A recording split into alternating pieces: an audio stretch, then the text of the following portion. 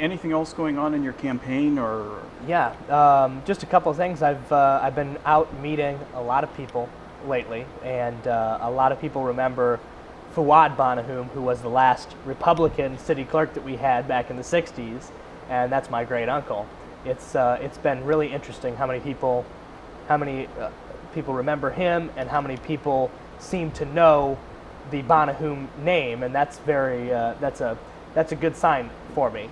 A couple people have asked about my age, and I have rolled out a new weekly email or a weekly release, which is the 20 under 30. I think we have 18 or 19 weeks till the election, and every week I'm going to be publishing a short bio of a business person, an entrepreneur, someone who worked in government, someone who someone who was big in the nonprofit sector, a very successful person. Every week I'm going to release a short bio about this person and say, look at what they did under the age of 30. And just to kind of show people that when it comes to things like this, age can be the greatest benefit. And I hope to illustrate that for folks. I know that last week we did Donald Trump. Coming up, we're going to have Tom Monahan, who was the founder of Domino's Pizza, and he also founded a very successful school down in Florida. And ironically, he doesn't have a college education, but he started a school down there, which is kind of cool. And he was one that started these things under the age of 30. Mitch Harper is another one, a local person who was elected to state legislature, I think when he was 22. So I'm going to be publishing this to the website, sending it out on the email, and just showing multiple success stories from now until the election of people under the age of 30, and they became successful. One of the signers of the Declaration of Independence, a big conservative, in 1776. Was 27 when he signed it, so there are plenty of success stories under the age of 30, and I like to quote my friend John McGauley, where when he said that innovations are happening in dorm rooms, not in boardrooms, and so I really that quote means a lot to me, because it's I'm ready to bring some innovation to this city. Sorely in need of it, then. It is, and I think anybody who's had any encounters, either just a John Q. Public or a business person, any encounters with the city, I think it's painfully obvious to them.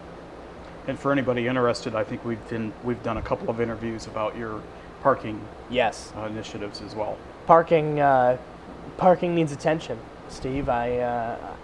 We're here using an outdated system, and not only is it costing the city money, but it's inconvenient and deterring people from coming downtown. And for years, we've heard about, we want to get people downtown. How can we get people downtown? How can we revitalize it? Well, a big catalyst would be to give parking some attention.